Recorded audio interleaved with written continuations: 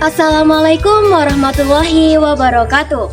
Kami dari kelompok 4 ingin membuat video dokumenter sejarah tentang 1. Sejarah nenek moyang di Indonesia. 2. Tentang jalur rempah-rempah di Indonesia.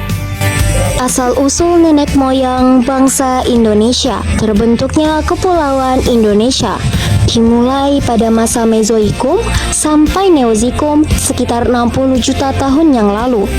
Indonesia dibentuk oleh lempeng Indo-Australia, lempeng Eurasia, dan lempeng Pasifik. Teori tentang asal-usul nenek moyang bangsa Indonesia. Teori out of Africa. Nenek moyang bangsa Indonesia berasal dari Afrika yang menyebar sejak 200.000 tahun yang lalu akibat krisis pangan dan kekeringan. Teori out of Yunan. Bangsa Indonesia berasal dari Yunan, Tiongkok melalui 3 gelombang.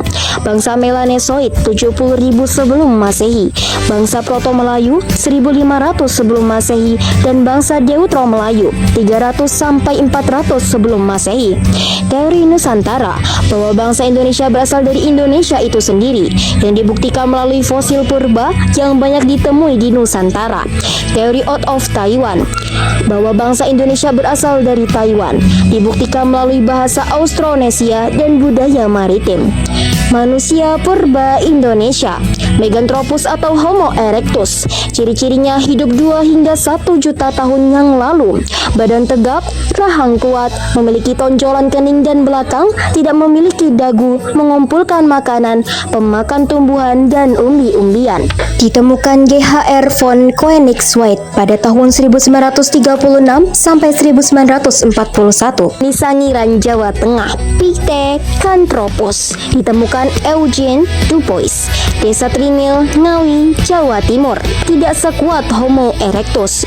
Rahang kuat, kening tebal melintang, tonjolan belakang kepala, dagu belum ada, hidung lebar, otak belum menyamai Homo.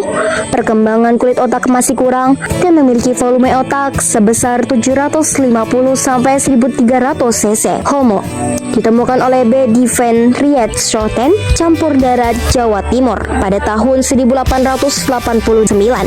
Ciri-ciri: tinggi badan 170 cm, volume otak 1550 sampai 1650 cc, muka lebar, hidung lebar tetapi rata, rahang bawah dan gigi besar. Corak kehidupan dan hasil-hasil budaya manusia pada masa praaksara Indonesia. Masa berburu dan mengumpulkan makanan tingkat sederhana, budaya Paleolitik. Dimulai pada 12.000 tahun yang lalu. Pada masa ini, manusia hidup dengan cara berburu menggunakan kapak perimbas, alat serpi flakes, dan alat tulang, bersifat nomaden, berpindah-pindah mengikuti hewan buruan dan sumber mata air. Masa berburu dan mengumpulkan makanan tingkat lanjut, budaya Mesolitik, 10.000 sampai 2.500 tahun lalu. Pada zaman ini, manusia Homo sapiens lebih cerdas, kondisi alam lebih stabil, ada perkembangan alat berburu, mengenal kebiasaan bertempat tinggal secara tidak tetap, semi sedenter. Tahap akhir masa ini mereka telah mengenal cara bercocok tanam yang sangat sederhana dan dilakukan secara berpindah-pindah menurut kondisi kesuburan tanah. Hutan yang dijadikan tanah, pertanian dibakar terlebih dahulu dan dibersihkan. Di sana mereka menanam umbi-umbian seperti keladi, hasil-hasil budaya.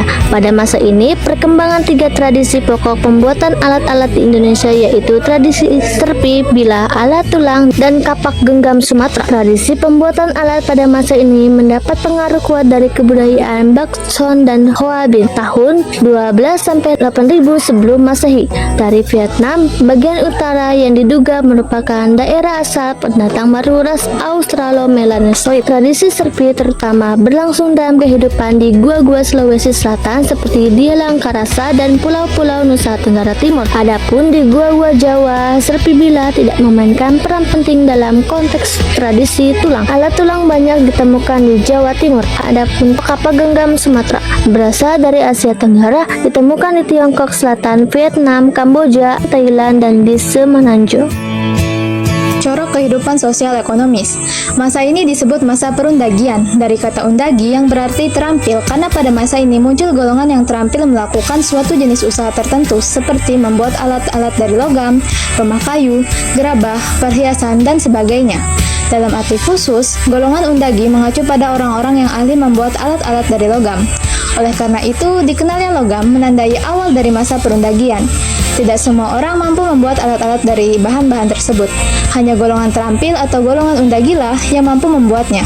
Hal itu karena kegiatan tersebut membutuhkan keterampilan khusus yang diperoleh dari pelatihan yang membutuhkan waktu tertentu.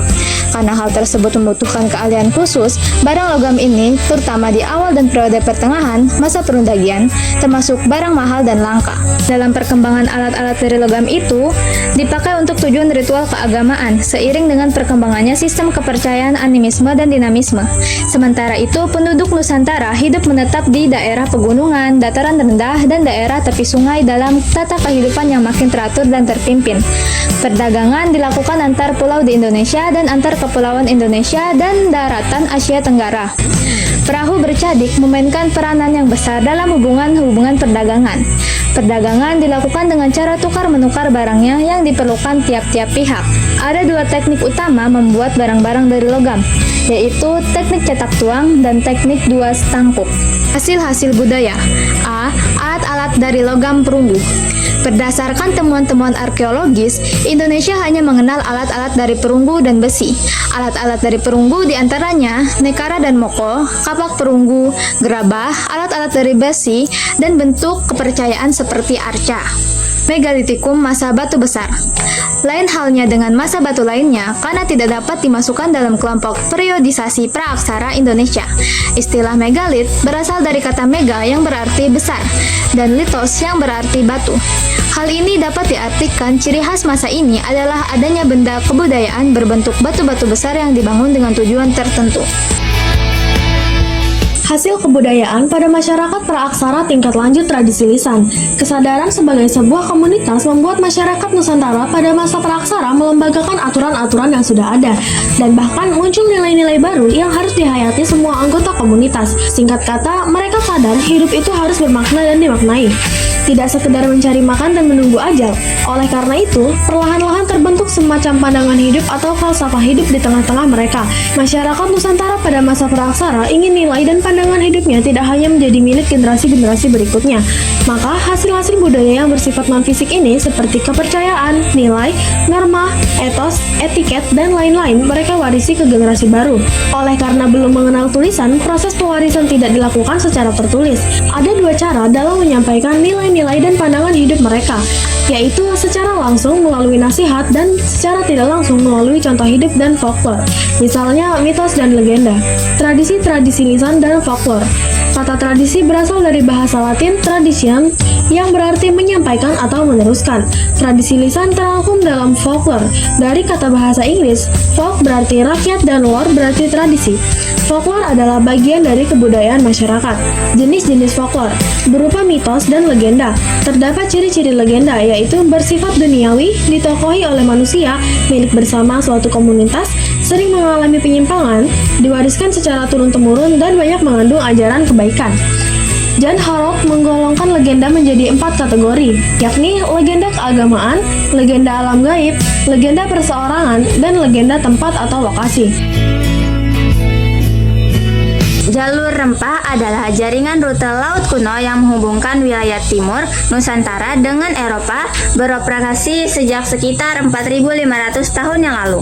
Rute perdagangan ini memfasilitasi pertukaran rempah-rempah seperti cengkeh dan pala, serta menjadi koridor interaksi budaya antar bangsa. Jalur rempah di Nusantara sudah aktif sejak 2.500 sebelum Masehi melalui navigasi maritim kuno, mendahului jalur sutra. Rempah-rempah dari Asia Tenggara menjadi komoditas utama yang mendorong perdagangan global kuno, bahkan lebih ramai dan terjangkau dibanding rempah dari India. Jalur rempah praaksara didukung oleh bukti arkeologis, navigasi, dan perdagangan kuno. Navigasi Nusantara, bukti lukis perahu di Kalimantan dan Maluku menunjukkan kemampuan berlayar dan barter rempah. Jejak internasional, cengkeh ditemukan di Suria kuno dan lada hitam di mumi Ramses Mesir.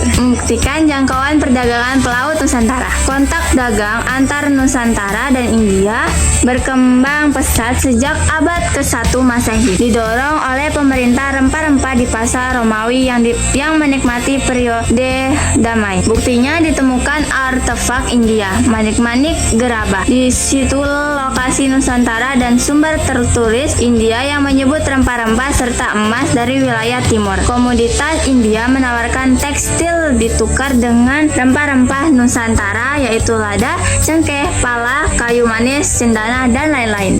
Sekian video dokumenter sejarah dari kelompok 4. Terima kasih. Sampai jumpa. Wassalamualaikum warahmatullahi wabarakatuh.